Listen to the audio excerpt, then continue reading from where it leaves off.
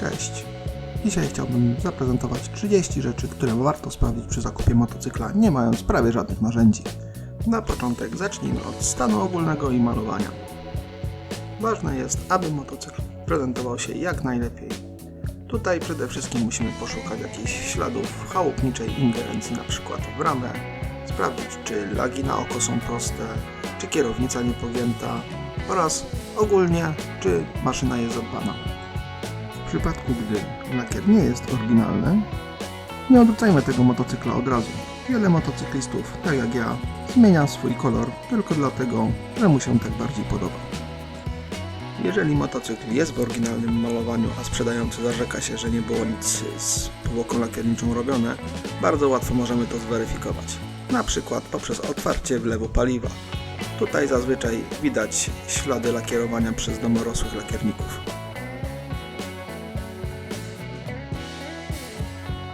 Pierwszy punkt za nami.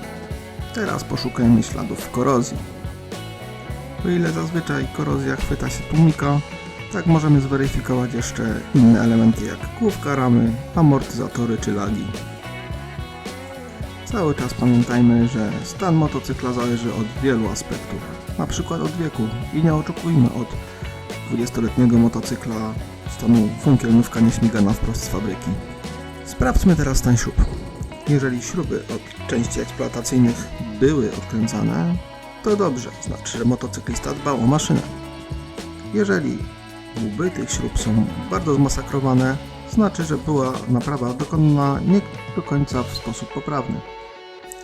Teraz zwróćmy uwagę na dźwignię i klamki. Czy są poobdzierane, bo to jest jeden z pierwszych elementów, który może świadczyć o jakimś upadku, czy mają odpowiedni luz, czy klamka hamulca jest twarda i się nie zacina. Równie ważna jest czytelność tabliczki znamionowej i numeru VIN, a przy okazji możemy sprawdzić ograniczniki skrętu. Jeżeli są ucięte, powyginane lub spawane, motocykl na pewno zaliczył solidną glebę. Siódmym elementem wartym uwagi jest stan felg z przodu i z tyłu. Jeżeli felgi są proste, nieskorodowane, bez żadnych uszczerbień, znaczy, że wszystko jest ok. Jeżeli widzimy jakieś szlifowania, też tutaj możemy podejrzewać, że była jakaś przygoda. Skoro jesteśmy już przy felgach, popatrzmy jeszcze na opony. Zazwyczaj ludzie podają stan opon w bieżniku, ja wolę w dacie. Dlaczego? Ponieważ w motocyklach rzadko kiedy cały bieżnik ulega zużyciu, a kluczowa jest tutaj świeżość opony, która pozwala lepiej kleić się do jezdni. O ile opony można bardzo łatwo wymienić, tak ich koszt jest relatywnie wysoki. Kolejnym ważnym elementem jest stan tarczy hamulcowej. Tarcza w przypadku choppera powinna mieć swoją żywotność w okolicach 40-50 tysięcy km. Jest to dość drogi element, ale jeżeli widzimy, że tarcza na przykład jest nowa, a motocykl ma przebieg w okolicach 30 tysięcy, możemy mieć uzasadnione podejrzenie, że ten przebieg był kręcony. To ile tej tarczy nam pozostało, możemy sprawdzić suwmiarką. Minimalna grubość jest wybita na koronie tarczy. Więcej na temat stanu hamulcy w innym filmie na moim kanale. Z racji, że w motocyklach hamulce są na wierzchu, możemy na oko bez odkręcania żadnej śrubki również określić, ile mięsa zostało na klockach hamulcowych. Hamulce wydają się ok. Spróbujmy jeszcze sprawdzić twardość klamki, a przy okazji możemy jeszcze popatrzeć na kolor płynu hamulcowego. Jeżeli jest mętny, znaczy, że dawno nie był wymieniany.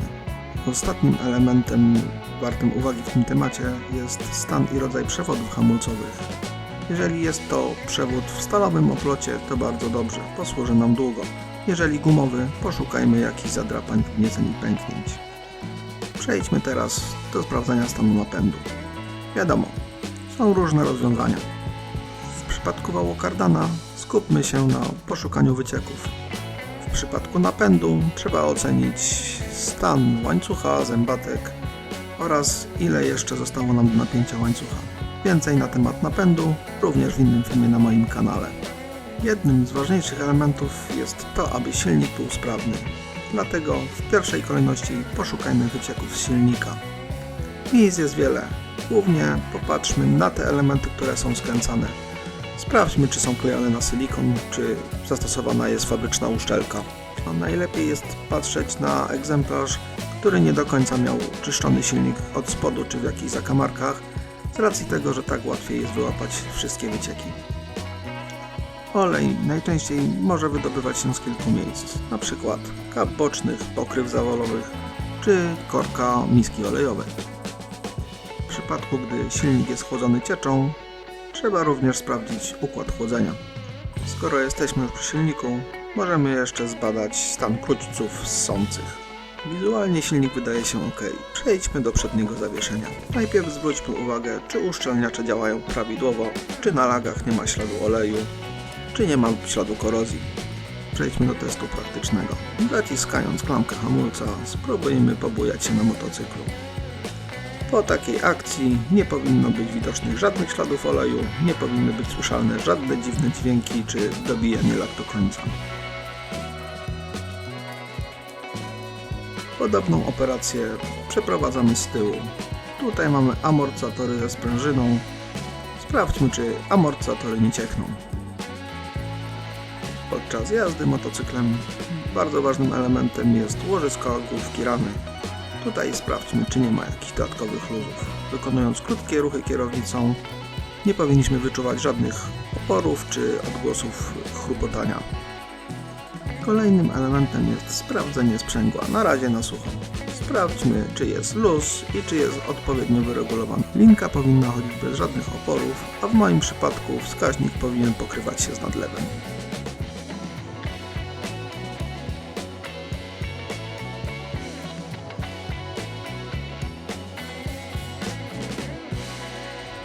Manetki. Jest to jeden z elementów, który może nam potwierdzić duży przebieg motocykla, choć niekoniecznie. Łatwo je wymienić i wiele motocyklistów tak robi. Ale jeżeli widzimy motocykl, który ma 50 000 przebiegu, oryginalne manetki, ale w stanie idealnym, również możemy mieć duże podejrzenia, że przebieg był oszukany. Sprawdźmy teraz ogólny stan instalacji elektrycznej. Światła progowe, mijania, klakson.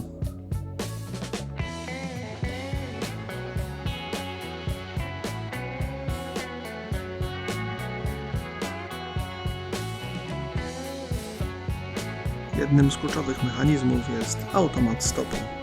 Warto sprawdzić, czy nożny, jak i ręczny hamulec działa bez zarzutu.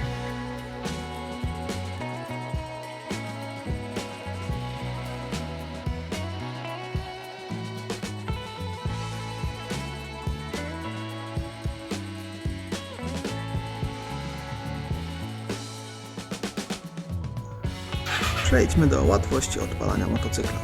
Tutaj musimy rozróżnić dwa tematy. Gaźnik i wtrysk. Przy wtrysku nie powinno być żadnych problemów. W przypadku gaźnika, jeżeli silnik jest zimny, musimy liczyć się z tym, że trzeba dać troszeczkę ssania. Ok, silnik odpalony.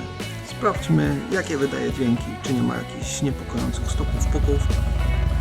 Dobrze jest sprawdzić też zapach i kolor spalin.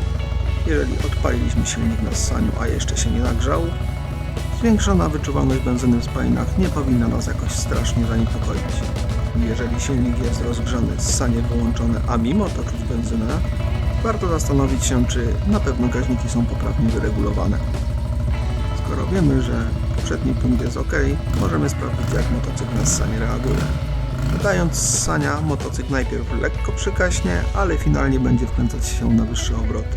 W przypadku ujęcia ssania obroty silnika powinny spaść.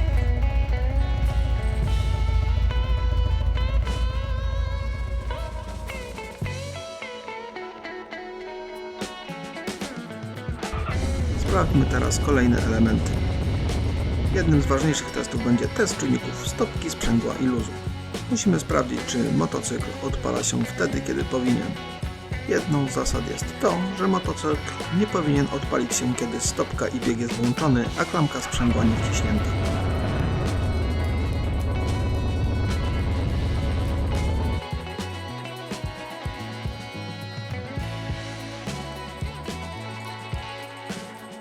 No to dobra.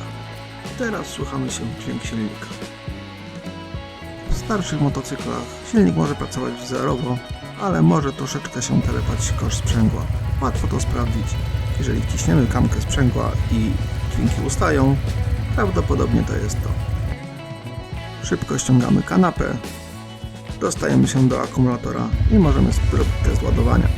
Test może być zrobiony najzwyklejszym i najtańszym multimetrem elektronicznym. Podłączamy plus do plusa, minus do minusa, odpalamy maszynę i sprawdzamy, jakie napięcie jest w instalacji elektrycznej. Najlepiej jest wyłączyć wszystkie odbiorniki prądu i zacząć kręcić silnik. Oczywiście nie za wysoko. Jeżeli uzyskamy wartość w okolicach 13,8-14 V, wszystko jest ok. Jeżeli jest znacznie niżej, musimy się zastanowić, czy nie ma tutaj jakiegoś problemu. Akumulator na widoku, to niedaleko są bezpieczniki. Sprawdźmy, czy są stare i wartości odpowiednie dla tych podanych na obudowie. Jeżeli tak jest, znaczy, że wszystko ok. Jeżeli bezpieczniki mają zamienione wartości, może sprzedający chce ukryć jakąś usterkę instalacji elektrycznej. Spróbujmy wyciągnąć pewne wnioski z tego, co przed chwilą zobaczyliśmy. Postawię więc tezę. Upadek był wywrócony na prawą stronę. Świadczą o tym różne rysy na tłumiku, przytarty pedał hamulca, ogranicznik skrętu jest w całości, więc nie był to duży upadek, rama bez śladu ingerencji czy spawania, lagi wydają się proste, a koła bez zgniecień i uszczerbku. Jaki z tego wniosek?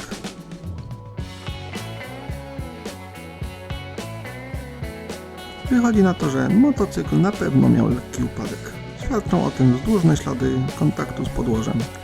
Nie był poważny, bo o ile wiele elementów mogło być wymienione, tak nie widać żadnych śladów malowania czy spawania ramy. Ograniczniki skrętu są również w całości, a wizualnie motocykl wydaje się prosty. Brak jakichś dużych zarysowań na silniku. Dlaczego nie ma słowa o manetkach i innych drobnych elementach? To bardzo łatwo jest je wymienić. Jeżeli ktoś chce sprzedać motocykl, zatrzeć ślady upadku czy wypadku, pierwsze co zrobi, to wymieni manetki i klamki. Spróbujmy teraz wyciągnąć wnioski na temat przebiegu. 70 000. Licznik wydaje się być oryginalny. Została wymieniona tarcza hamulca. Numery silnika nie zgadzają się z numerami ramy.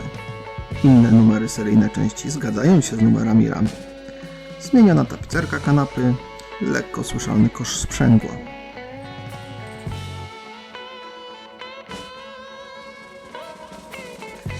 Wnioski. Widać, że nie jest to nówka z salonu, ale jest to zrozumiałe ze względu na wiek i przebieg. Relatywnie duży przebieg jak na Choppera, ale większość elementów jest oryginalnych. Warto zapytać sprzedającego, dlaczego był wymieniany silnik. Tarcza hamulcowa powinna spokojnie wytrzymać 50 000 km, więc jeśli jest wymieniona przy niższym przebiegu, powinniśmy tutaj uznać, że przebieg był kręcony. W tym modelu kosz sprzęgła również jest zazwyczaj słyszalny w okolicach 40 000, więc przebieg wydaje się być realny. Teraz zastanówmy się, czy w ten egzemplarz trzeba będzie w najbliższym czasie włożyć jakieś pieniądze. To co mamy to brak wycieków na lagach, stare bezpieczniki o odpowiednich wartościach, brak wycieków z silnika, brak jakichś dziwnych odgłosów z silnika i nowe opony.